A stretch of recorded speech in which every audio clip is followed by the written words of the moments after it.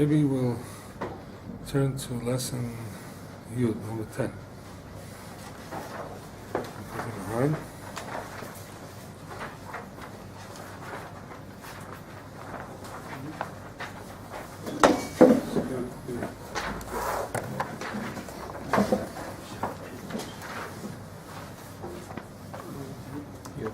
This lesson is mainly about Purim.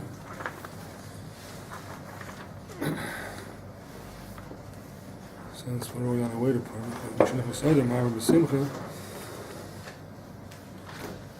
so the whole month gets its energy, so to speak, from Purim. The ness of Purim. Why is it that Mishenichnas Odar Ma'arim B'Simcha? Why is it that in the month of Odar we already start adding Simcha? Because of the ness of Purim that happened, like it says in the Megillah, HaChodesh Asher Yapach Lahem Miyogin V'Nocha L'Simcha. The month that turned around from Yogin V'Nocha, from pain to joy. That means that Purim has an influence on the whole month. There are even shittas that hold, if it wasn't a leap year, that you can read the Megillah from the first day of Adar. Passing like that, of course, but it means the whole month is connected to Purim. The joy of Purim is present throughout the whole month. One of the poskim writes that Mishenichnas Odar Marben B'Simcha. When order comes in, you're Marben Simcha. How are you Marben Simcha? What do you do? So he says, whatever you want, whatever gives you Simcha, that's what you're supposed to do. Whatever makes you happy, you're supposed to do. Mishenichnas Odar Marben B'Simcha.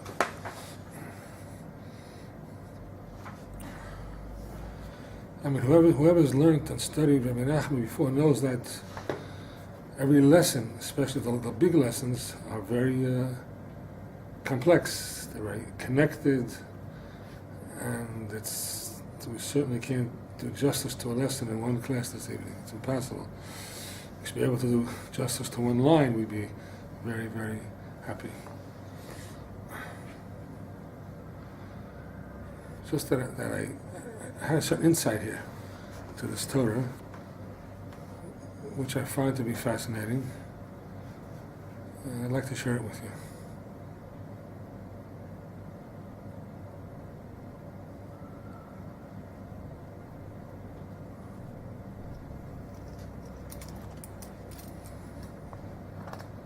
Somebody pointed out something like this. The Gemara says that until Purim, the connection between Hashem and Klal Yisrael was different than from Purim and onward. A certain different relationship from Klal Yisrael, the Jewish people, to Hashem that took on put on a different face from Purim and afterwards. And he explains it like this. Chazal tell us that until Purim was a Meidor Rabba Li'araisa. In other words, until Purim, we weren't really truly obligated to keep the Torah. Why? Chazal tell us that when Klal Yisrael was under the mountain Sinai, or next to Mount Sinai, Hashem picked up the mountain, ripped it out of the ground, and said to Klal Yisrael, either you accept the Torah, or I'm going to trap the mountain. I'm going to drop it on you and it's finished. So of course, what would you do in that situation? You wouldn't argue with God, right? You said, okay.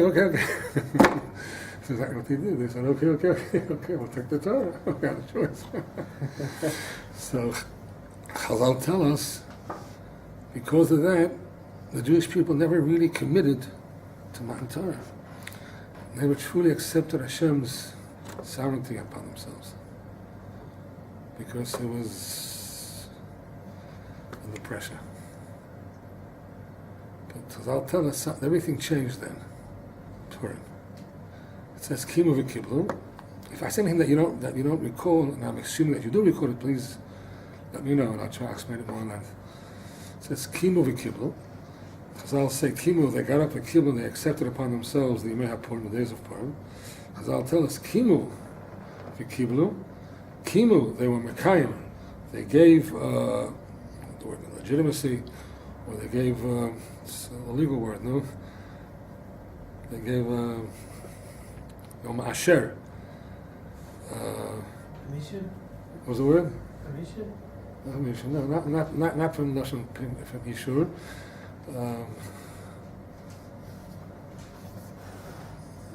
They accepted it totally. Kimu, they were Makayim. They gave a kiyum, like you give it in kiyum stories. Don't you remember?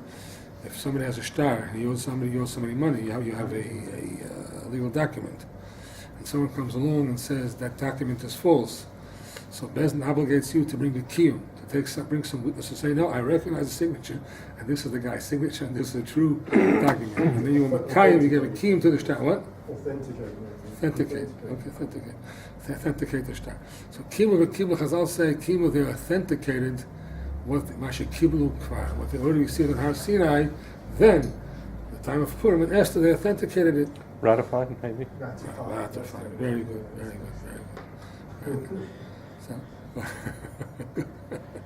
So Rashi says why? Why? Because miyahavas hanes, because of the love of the miracle that took place then, so then they accepted it from their own free will. All these hundreds of years from Matan Torah until Purim, it was not done with their true free will. It was done because they were under pressure. But now this miracle took place, and then they accepted it with free will. And the Svarim say this was the main Kabbalah Satira. The Kabbalah Satira in Shavuos, since it was done under pressure, was not the main Kabbalah Satira. It was just a stepping stone forward to get to the main Kabbalah Satira. But the main Kabbalah Satira took place Purim time when the Jews, because the Hashem just went ahead and did them such a nest, and he redeemed them. They were supposed to be all killed out on the 14th of Adar. On the 13th of Adar, they were supposed to be killed, murdered, and Hashem helped them all, and they were all saved. So from the love of the nest, they accepted the Torah with free will. Somebody pointed out to me something so beautiful. I don't know if I've heard such a beautiful word. I'll see what you say. Tell me what you think about it. It's a very, very nice word. It's very easy. It's the Chazal speak in different Midrashim about the tremendous, earth-shattering influence that Kabbalah Satira had on the whole world. The Kadosh Baruch Hu said, "Anoich Hashem Elokecha, I am God, your God." All the mountains were shivering, or trembling, and Hashem's voice was heard throughout the whole world, and all the animals stopped. The crows stopped crowing, and the cows stopped mooing, and everything stopped. The whole world stopped totally, because at that moment the whole world was totally enveloped or imbued with the spirit of Torah. Okay? That was the Kabbalah Satira that we know, and that's the one that we rejoice with on Shavuos. He says to me, very interesting, I can't get over it. He says to me, tell me, Rabbi Gottleib. I said, what happened on Purim? He says, were all the Jews together in Shish Nabir? No. Where were they? They were dispersed among 127 countries. I don't know their names, if it was India, of Africa, Afghanistan, Uzbekistan, some crazy, China, Japan, the place where they were there.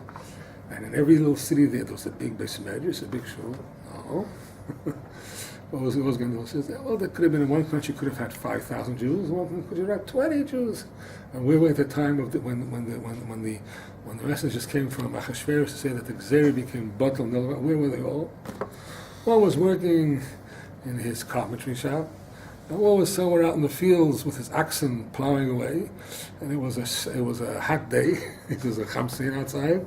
And his closest neighbor was 500 miles away, kilometers away, he says. How did he have Kabbalah Satira?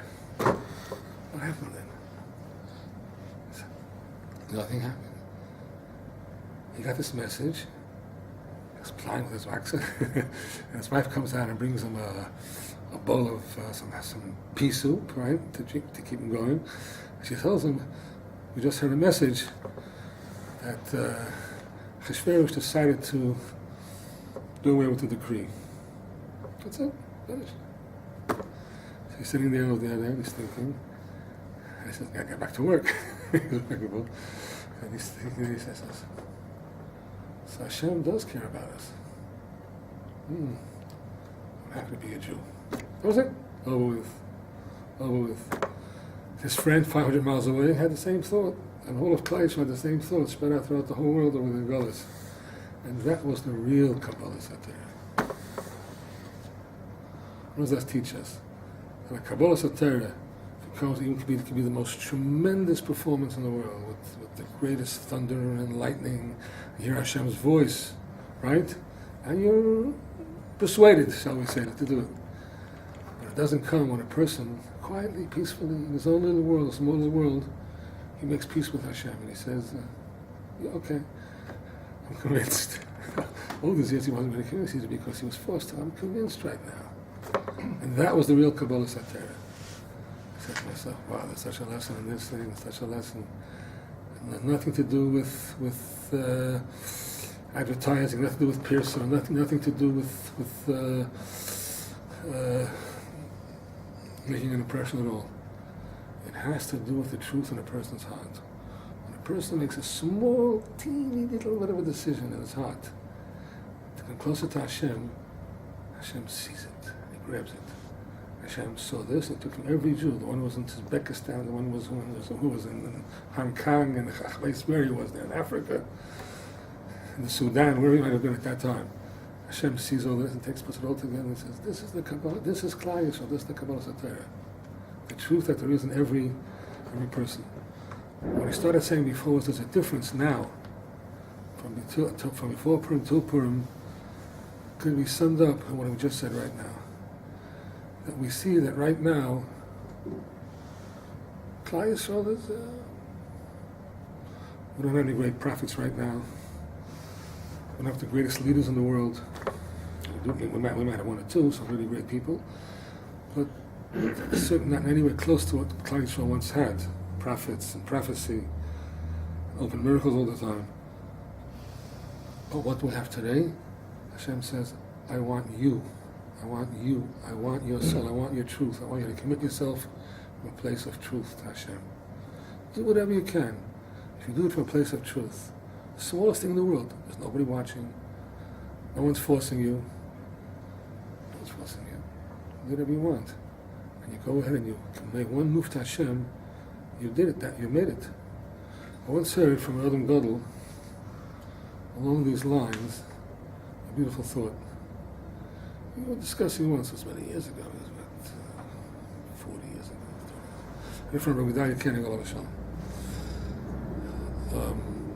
We were discussing then the fact that when the Yidden came to Eretz Yisrael, the Yemenites came to Eretz Yisrael from Teiman, many of them who were very religious Jews, Torah-observing Jews, left Yiddishkeit at that time. So in fact, they came here and some bad influence they had that cut them off from Yiddishkeit, they became not religious. So he said to me, why did this happen? Why did God do this? Why did I come chance? They should have stayed in Yemen. They would have remained Torah-observing Jews. It's debatable. I don't want to go into that. That's the point at all. But the fact is, Hashem brought them here, and they were falling like the flies. The old generation remained for the most of the young generation just took off. Temptation and so on and so forth. So the guy said to me, why did this happen? And he said to me, because until then in Yemen, if a Jew transgressed any law in the community, I don't know what are they called in Yemen? They're not called Chacham, they're called, what do you know? Mori. The Mori would go to the police and he would tell the police, this guy's not keeping the law, and they would lock him up. That was the end of it. So it says, Hashem doesn't want this kind of Yiddishkeit. Hashem wants from his own free will, to make the right choice. Over there, if they didn't commit, they were forced to. Is this called serving Hashem if you're forced to serve Hashem under a gun? There are many tshuvas, it's brought down also in the tshuvas forum, where people in East Europe, when they transgressed, the Rav had a koyach to go to the police and put it in place. So this was what Rabbi said. He said to me something like 80. He said either 70 or 80. It's like I said, 70. It's interesting. 70 or 80% of the reason why they were let out of Yemen is because here in Eretz Yisrael, if they want to be Yiddish, they got to do it because they really want to be Yiddish. You can't force them. And if he decides to do tshuva and come back to Hashem, it's from his free will. From here we see a tremendous lesson for ourselves that wherever you are, whatever's going on with you, if you, in your particular test, choose to move 1 inch closer to Hashem and do what He wants, because that's what you're supposed to do, because it's right, not because nobody pressuring you, nobody's watching you right now, you're somewhere locked up in a room, you can do whatever you want. You're going to say, Hashem, I won't do what I should be doing. I'll do the right thing. That's the whole Yiddishkeit. That's the whole Yid. When a person goes out of his free choice and chooses to come close to Hashem, make another move, another hair. Rebbi Nachman is very known on this thing called the Kudot Tovot. You must have heard of it, I'm sure. Good points. People have heard of this concept, the Kudot Tovos? Yeah? Most people say yes, they hear about it. In other words, this is not some type of a whitewashing that Rebbi Nachman was telling you, look, if you can't do it all, do a little bit. That little bit is everything. The little point is you're saying to yourself, I can't do it all, so I might as well drop the whole thing. I can't be a tzaddik. I'd love to be a great tzaddik. I'd love to be a great Talmid Chacham. What am I going to get out of learning a Mishnah a day? What is it going to give me? A Mishnah a day? All my friends learn a daf a day or a half a daf a day. You know me, some people even have a kalas and even and so on. What am I going to get out of learning a Mishnah a day? You say to yourself, no. A Mishnah a day, I'm doing it for Hashem's sake. For Hashem's sake, it's worth more than anything else in the world. Just a little hair, a little drop. For Hashem's sake, is worth the whole world. Everything's in that little bit of it. Everything's in that little drop. It's called Chut HaSayra, it's called. You know, according to Kabbalah, there's a whole concept of the hairs that come out of the high words and come down, and that's where that's where human hair comes from. But the concept of a wisp of hair, of a hair, means that you move one little drop in the right direction. And that's everything. That's what Hashem wants. Hashem says, "This is what I want. This is what I want. Give me one honest Likutei Moharan." And the Likutei tells you do it honestly. You're not doing it for honor. You're not doing it for covet. You're not doing it for pressure. You can't even satisfy yourself with it. You can't say, "Oh, I'm doing something great. I'm really a good guy. I'm a go-getter. I can get something done." You can't get nothing done. You're schlepping along, and still you hold on and you do what you can do. That Likutei is worth to Hashem more than anything in the whole world, and that's why the main Kabbalah Satira took place in Shushan, and during the time of Haman of Achashverosh, because then people did it totally with no pressure, totally out of free will. Nobody. He was somewhere in some desert somewhere, where the next closest Jew was a couple 100 miles away, 1,000 miles away. Didn't want to make an impression on anybody. Make an impression on anybody. And still he said, "Yep, just Hashem. I'm with you, Hashem. Yeah. I decided."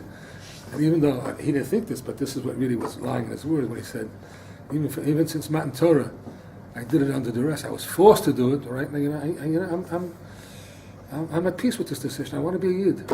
I want to be a Jew." And Hashem said, this is the true Kabbalah Satira. So this is the lesson that we learned from Purim. And this is what I said before, that there's a big difference between the relationship between Hashem and Klal Yisrael before Purim to after Purim. Before Purim, we did it under pressure, like the Gemara tells us. We do Rabbi Raisa. We will be forced to do it. After Purim, we did it because of our own free. And then that was the real Kabbalah Satira. All right, we're going to try to connect this all to what we're going to a little bit from Nachman teaches us right now. Maybe we'll get to the beginning of the lesson here. All right, let's those have a saver. Please look in. We'll try to do some justice to what we just said now. Lesson Yud, right? Lesson 10. Ve'ela Mishpatim. Right? Good. Ve'ela Mishpatim.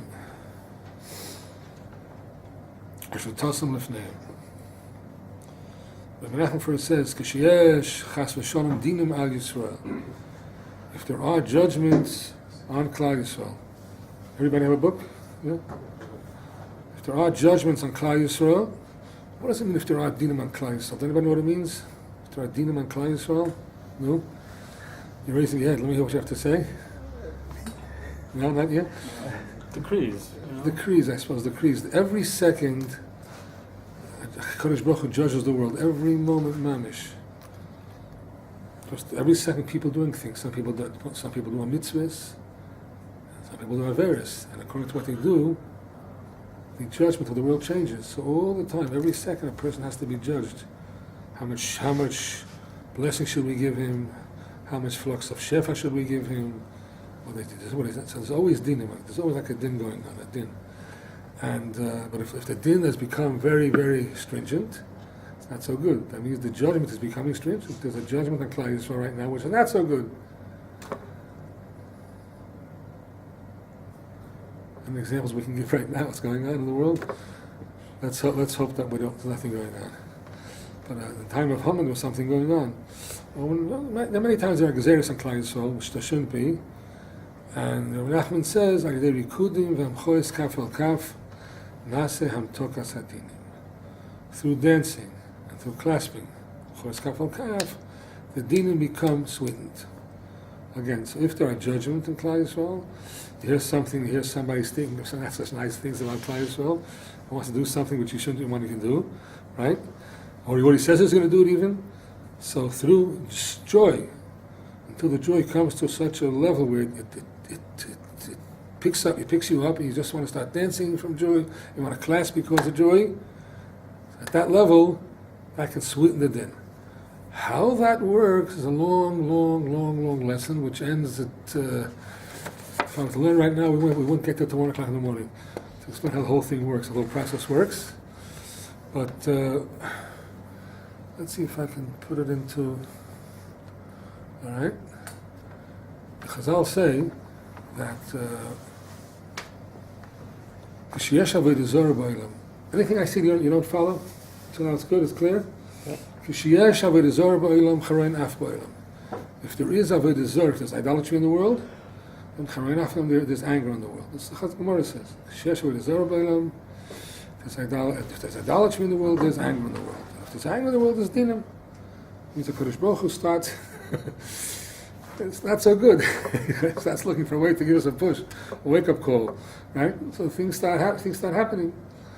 So Rebbi Nachman says also that a lack of amun is like avodah zarah, idolatry. If the faith is lacking, it's like you also have this haray naf. Anyway, he goes into a lengthy thing. I wonder if I can give it to you in a nutshell. And not in a nutshell, I can give it to you in a what do you call it? Sunflower seed shell. Small, little, pitty.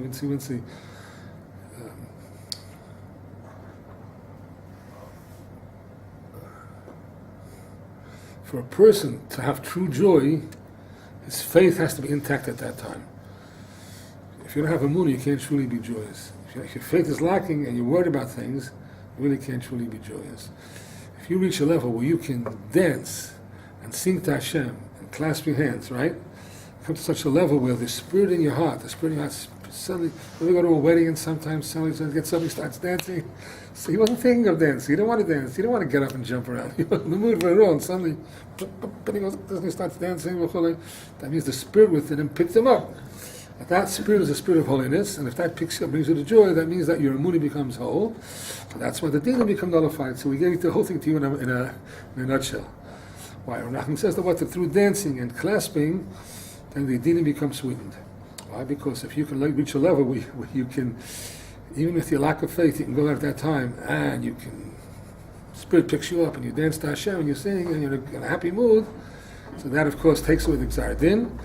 Rebbi Nachman, of course, elaborates a little bit more. It's not a peanut shell. It's a coconut shell. Maybe I don't know what it is, but he explains it very at length. And every once you can look inside yourself and learn this piece. I think it's already translated in English by Rabbi Kramer, so those who need or want can look inside. We want to get to something else over here right now. So let me select this, he says. You see the second thief. Any questions? I'll go on. The main greatness of Hashem is, he says, Ki is an asina stam. He's giving a reason. Why is it that through dancing and clasping your hands, the din becomes sweetened, the judgments become sweetened? It's because, and this because goes on for 2 pages. But we'll do that. We can 1.5 pages. We'll do where we can go. I just want to go another 1 or 2 small paragraphs. He says, "Ki ikar gedulah shel HaKadosh Baruch Hu." The main greatness of HaKadosh Baruch Hu is shegam akim yedu, that even the non-Jews should know sheyesh elikim shalit u'moshel, that God is a shalit u'moshel. I think the same meaning, shalit u'moshel, is a ruler and also a ruler. Anybody know how the difference between the two words, shalit u'moshel? I just know ruler. A different word, shalit u'moshel. So the main greatness of Hashem is, when is Hashem really great? If the goyim, they recognize that Hashem runs the world. If a goy can recognize this, that Hashem is running the world, that's a big covet for Hashem. Even this goy, who's so far from Hashem, and so far from Kedusha, and so far from a true understanding of the world, he also can understand and come to the conclusion that Hashem, Hashem Likutei Yisrael, Hashem, the God of the Jews, He's in charge of the whole. He's running the whole show. That's Hashem's greatness. Then He's really great. Because that for 2 reasons. One reason is He's really great. Why? Because even His antagonists, even those who are against Him, also admit to His greatness.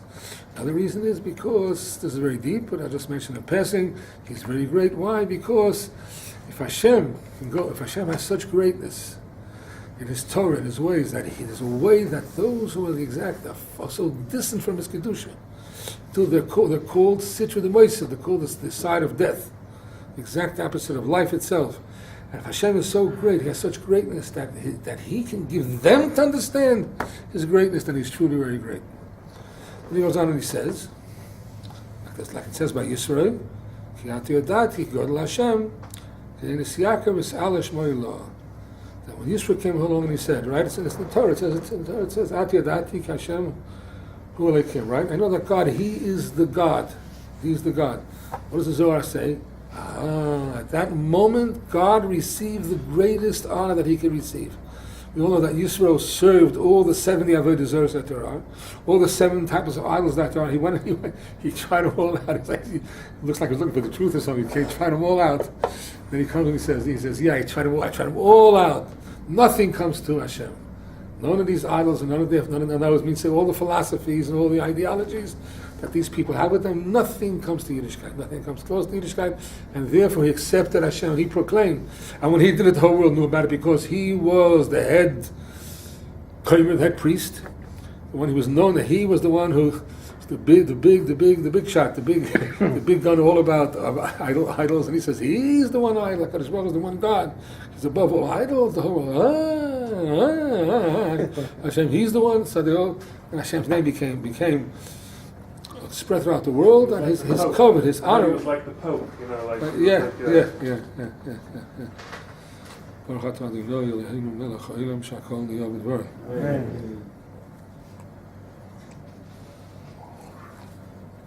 Good. I'll go on. Now Rebbi Nachman is coming into a very, very deep concept, which there are many ways to explain it.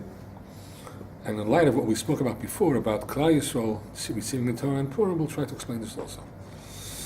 By the way, this whole lesson later on speaks about Purim.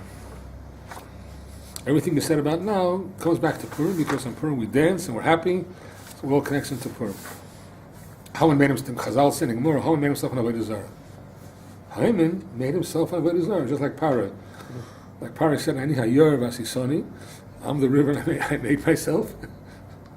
Interesting concept. I know he did it. I don't believe him, but in any case, Haman also said he's a avodah zarah. He made himself an avodah zarah, and that's why he had people about him. Like when on the Megillah, they were all about. We used to walk about him. Why am I mentioning this? Because I'm saying it's all connected to Purim, because we learned just before that through dancing and singing, which is Purim, you sweeten the dinim, which come because of Purim. Rabbi Nachman goes on and says like this: L'akim, for a goy, a goy cannot appreciate the greatness of Hashem only through the category of Yaakov. There's Avraham, son, see? There's Yitzchak, right? And then there's Yaakov. So the goyim cannot understand or have any understanding of Hashem only through the category of Yaakov. We'll see if we can explain what he means. He doesn't explain openly. We'll see if we can explain what he's saying over here. Let's continue on a little bit. Like it says in Isaiah, it says, Yeshaya, when Mashiach will come, what will the goyim say to Klal Yisrael? When they too will want to serve Hashem, when Mashiach comes, but he brings the whole world to rectification, to its tikkun, what will the goyim say to Klal Yisrael? What will they say to him? They'll say, Beis Yaakov, the house of Jacob. They won't say Beis Avram, they won't say Beis Yitzchak, they'll say Beis Yaakov, L'chu v'nelcha bar Hashem. Come, let us go in the light of Hashem and serve Hashem together. All right? That's what the prophet says. There'll come a time when the goyim too will also want to serve our God. So we'll say to Yaakov, show us, teach us the light of Hashem. It'll say Beis Yaakov. They won't say this because in the concept of Yaakov, through that a goy also can have some understanding of what Hashem is all about. Ki hu gila, because he revealed Alikusei Shel HaKadosh Baruch Hu Yosem Yishar always. Why will they say the house of Jacob? Why won't they say the house of Abraham? Because he revealed the godliness of HaKadosh Baruch Hu more than the other patriarchs. He revealed the godliness of HaKadosh Baruch Hu more than Avram and more than Yitzchak. Now he says how? How do we see this? Ki Avram Karei Har. Avram called the Beis Hamikdash Har. It says they came to the Har, they came to the mountain of God. This is all the Gemara, by the way. Except for the part that Rebbi Nachman says that the way that a goy can have an understanding of Hashem is through Yaakov. But the rest is from the Gemara. The Gemara says that Abraham called the Beis Hamikdash, the Har Elikim, when he came there at the time to sacrifice Yitzchak. So he came to the Har Elikim, the mountain of God. Yitzchak Karei Sada, and Yitzchak called that place Sada, like it says. Yitzchak went out to daven, to pray in the field. And now he starts to explain himself. Sada hu yoser mutzag. A field is more comprehensible, more reachable, and more necessary to the world. Mihar. What's more necessary for people to have? Is it a mountain or a field? A field, of course. And what can you do on a mountain? You can't ski. If you have a ski lift, what can you do on a mountain anyway? Full of rocks. Did anybody ever travel up to the Alps? I once took a train from Zurich to a special train to Lugano, the Spanish side of Switzerland. And there was a special train you could take which took you right up to the highest mountains. It was a 2-car train. I thought I'd see some beautiful snow-capped mountains. It wasn't like there was pieces of sharp rocks journeying out into the heaven. It was so foreboding. I didn't even. I'm sorry I came. It was the Gothi mountain. It's called the Gotha, something like that. When they placed the mountain was jutting up into the right up to the heaven, like pieces of sheer rock and sharp points. Totally puts you off, and that was it. That was the great Swiss that I came to see. Anyway, so who needs a mountain? Who wants a mountain? What does a mountain do for me? Nothing. Yeah, maybe I'll put up a telescope there, but that's the best that I can do with a mountain. But a field I can grow crops. I can make a village there. I can do something with a field. So therefore, a field is more accessible and more necessary to the world than a mountain is. Right? So again, Abraham called the Har Hashem a mountain, and Yitzchak called it a field. Let him just finish, then we'll try to explain what he's saying. Let's go to the next step. What did Yaakov call it? Yaakov karo bias. And Yaakov called this whole area, he said bias. How do you say bias? What? What did he call it? Do anybody remember the pasuk? How did he call it bias? Base what? Base scale. Base scale? He doesn't say it. What does he call bias? Yeah, it says there that Ke'ein Zeh Kim Beis Elokim. When Yaakov slept over that night, when he had the dream about the ladder going up, Ke'ein Zeh Kim Beis Elokim. This is the house of God. The house of God. Right, so I heard a very nice pshat, which I'll share with you. A very interesting pshat, and then we'll see if we can really get to the meat of the Tari. But before we go on, just one little interesting thing over here. Prayer, devotion to Hashem, is a concept of dveikus. Does anybody know what dveikus? Does anybody not know what dveikus means? You all know what dveikus means. You don't know what dveikus means. Yeah, no. Dveikus means you attachment to Hashem. You've got to be able to attach to Hashem. Abraham, Avram Avinu, to attach to Hashem, he had to go out completely from you. It's what the Rambam calls hispashtus hagashmius. You have to shed your physical environs, right? And if you can get out of yourself, hispashtus. So we mispashtus. But it's Lach Shulchan Aruch, by the way. You don't do it, but it says Shulchan Aruch. You have to, when you're davening Shem Nesra, you have to come to a level of hispashtus. It's a Shulchan Aruch.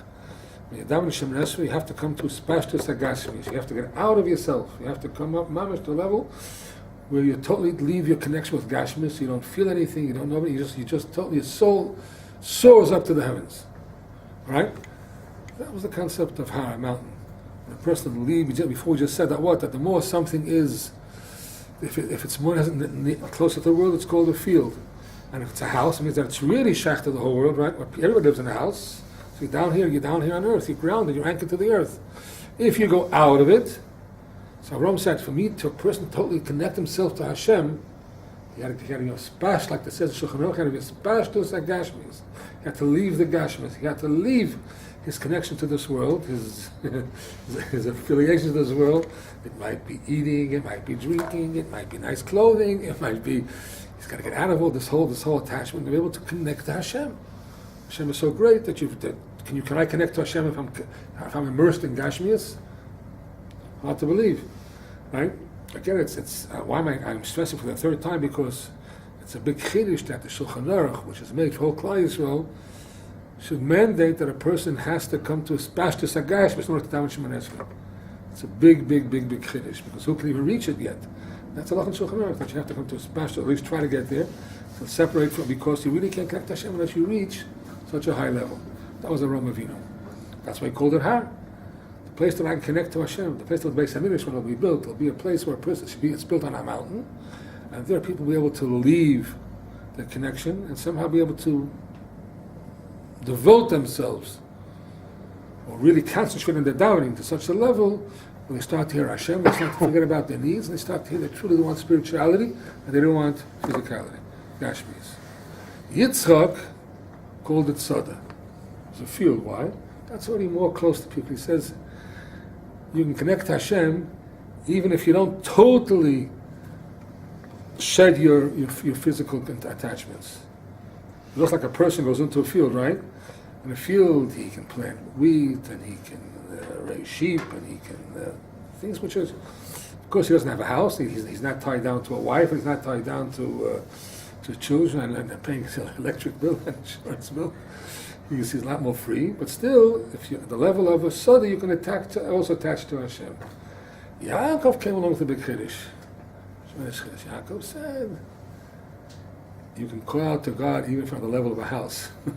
You live in this world, you're part of this world, you're a mensch, you go into town every day, you work, whatever it may be, you can connect to Hashem from there also. Alright?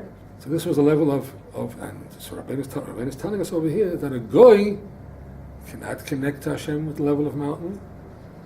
Many tzaddikim, not just prophets. Many tzaddikim in our time, I myself saw Reb Cheskel Levenstein al Shalom, the Mashgiach of the Mir of Panovich. He had a room on top of Panovich there, and he would just disconnect. He went into his room, and you couldn't talk to the man. He was totally into his Muslim, totally into his world for hours upon hours. He was totally not in his world. I mean, so there are people who can reach such a level.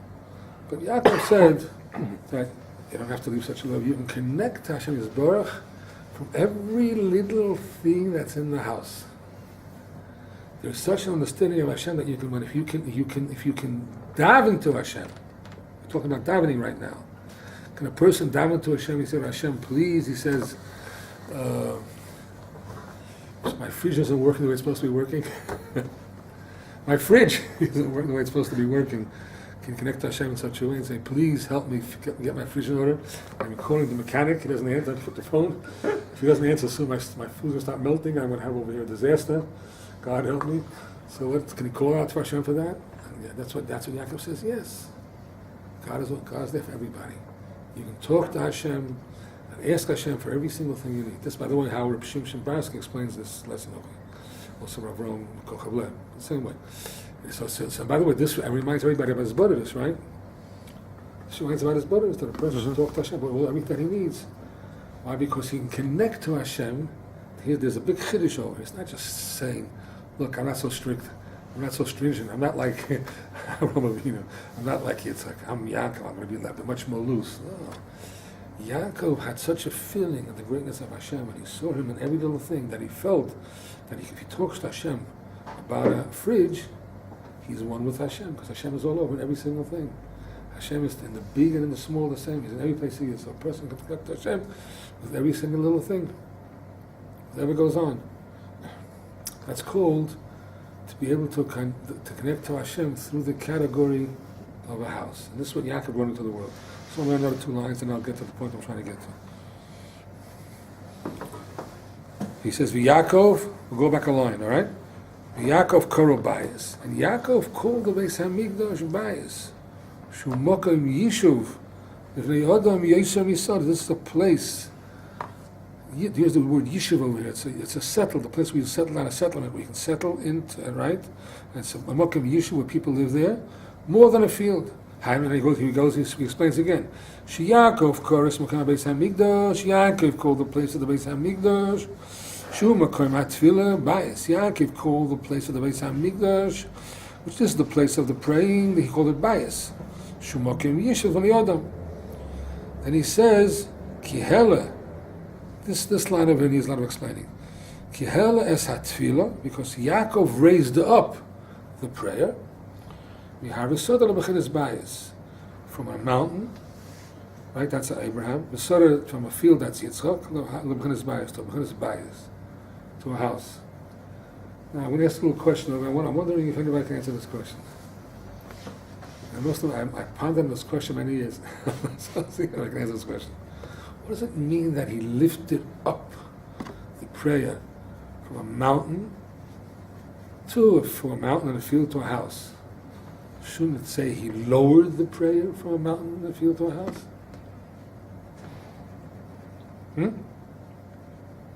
I would think that the concept of prayer is so high and so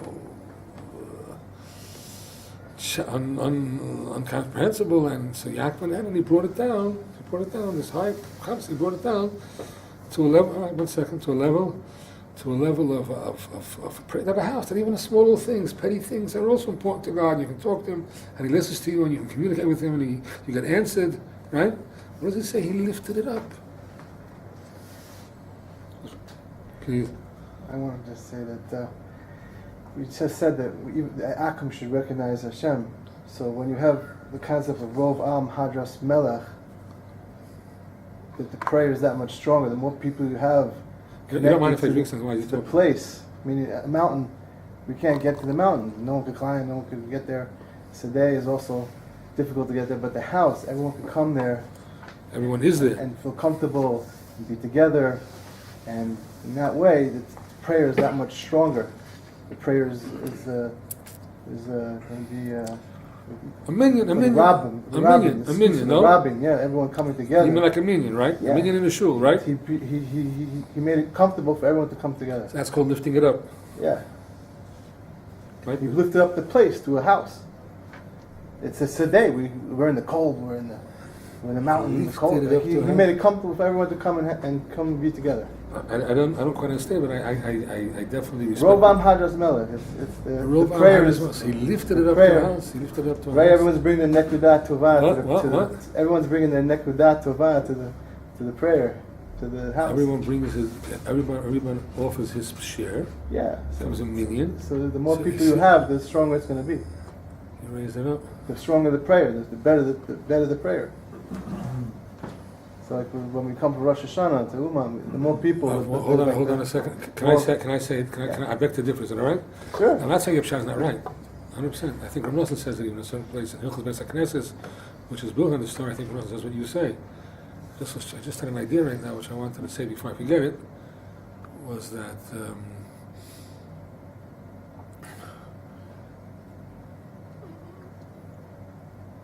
the end hasaga, the end understanding of Hashem is B'yom Ahu at that day. Yeh, we say in davening. What does the prophet say? Yeh Hashem Echad, Shmo Echad. The oneness of Hashem, the total oneness of Hashem. That in reality, there is nothing else besides Hashem. You've heard this concept before. I'm not saying anything new, right? Nothing else. If you tell me, don't be ashamed. So therefore, that's the main concept. So when Mashiach will come and the goyim, it says in Yeshai, Isaiah, that they say Beis Yaakov l'chu v'nel chabar Hashem. What does that mean? Let's serve Hashem, and that's in the realization that Hashem Yisbarach is what? It's totally one, right? In other words, everything is really Hashem. All right. So I want to say a little bit different. I want to say like this, Pshat, that Yaakov had such a great comprehension in Hashem, right, that he was able to show the oneness. He had such understanding, and at that high level, he was able to show that Hashem is one, even in the house. Not only is Hashem one in the mountain when you totally disattached from this world, so you only see Hashem, you see nothing else. But to show that everything in this world, you can find Hashem in every little thing in this world, in every small thing. Especially if you go with the sheet of the Baal Shem Tov in Hashgacha Protis and Divine Providence, which shows that every single move that you do, Hashem is behind that little thing that you're doing there. There's nothing that you do, or that happens to you, that comes your way. Whether you choose or don't choose, everything Hashem is behind it, because He's one. There's no place that He's not, right? So that understanding that Hashem's oneness, that you can find Him, you can find Hashem in the things of everyday mundane. You can find Him there. That's a very deep understanding. So in that concept, He raised the awareness of Hashem's oneness to a bechin of bias. That you find Hashem in every little thing. Huh? Anybody have any problem with that? Anybody have any problem with what I say? That's what I need to say. It's understood a little bit? Yeah? No, huh? You didn't get me. I don't get myself too much. So. You understand what I'm saying? In other words, to show the greatness of Hashem through the house, not the greatness of Hashem when a person goes out into like David said, Esel Einei Elohorim. I lift up my eyes to the mountains, right? Or it says, Marava Masecha Hashem, I see your great, I see the sun, like the Rambam says, Pshat, I see the sun, I see the moon, I see these tremendous powers in the world that are moving. I see Hashem's greatness. Okay? If somebody can show me Hashem's greatness in everyday life, and reveal to me the great Chachma of Hashem in daily living, that's the highest level. That was Yaakov. And by the way, those who understand, we just said, now realize that we all have to change our comprehension of Hashem.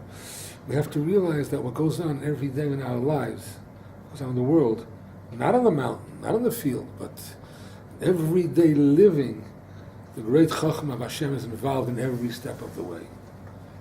The great wisdom of Hashem is involved in every step of our lives. Wherever we go, the smallest things we do, most small things we do, the great wisdom of Hashem is in there. And Yaakov, who was able to show that, could give a guy also some comprehension in Hashem, because a guy understands.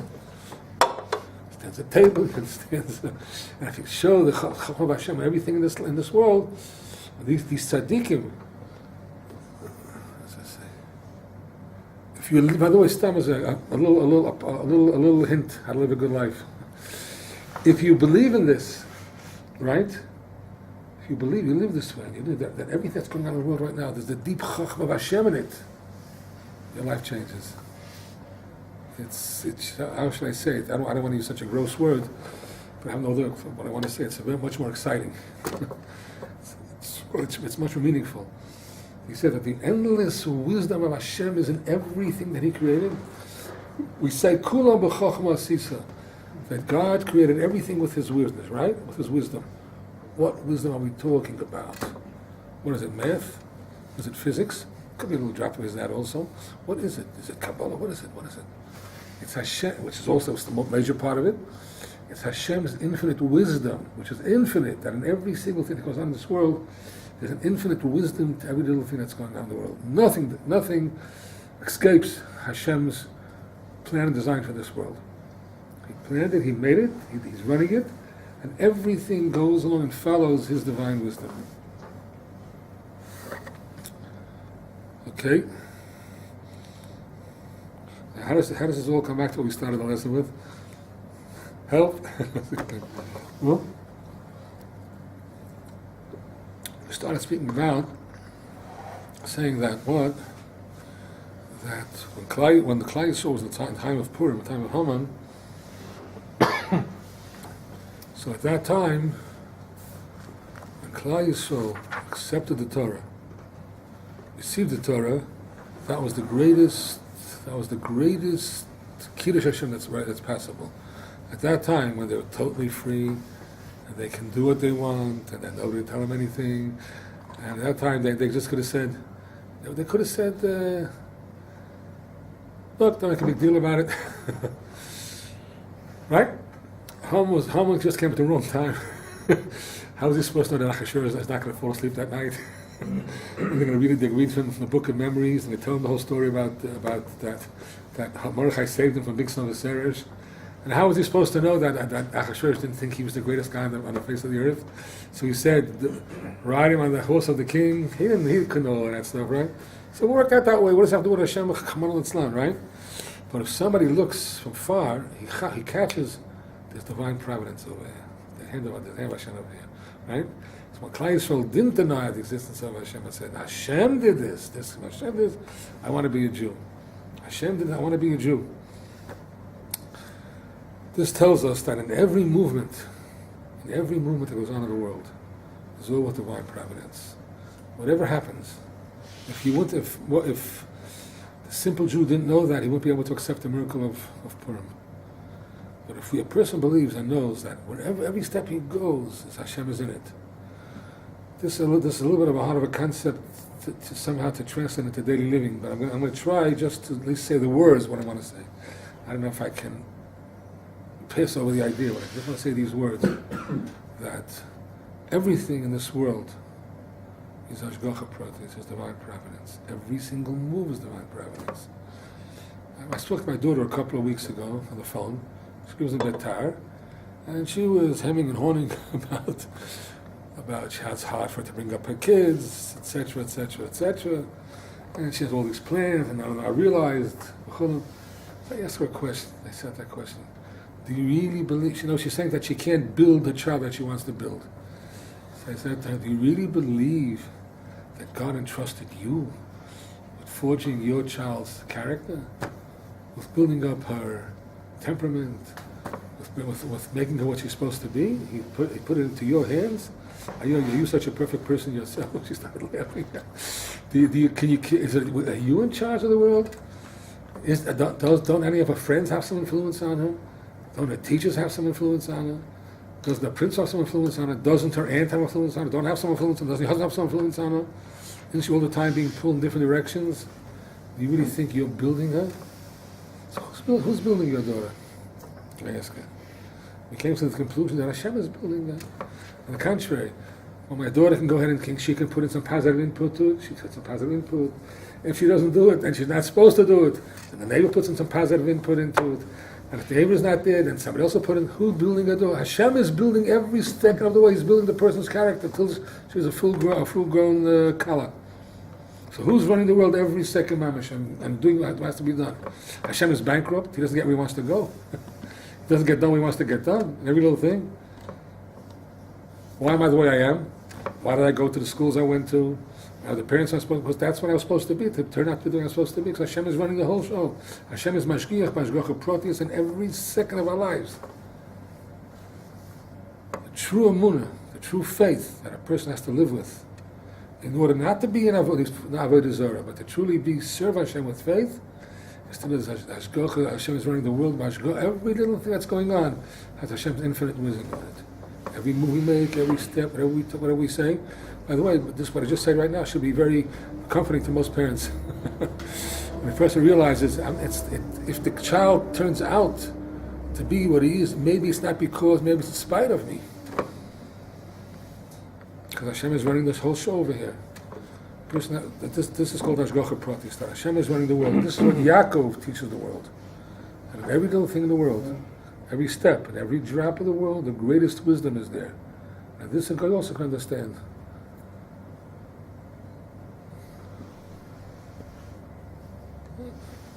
Let me just summarize it with these words. That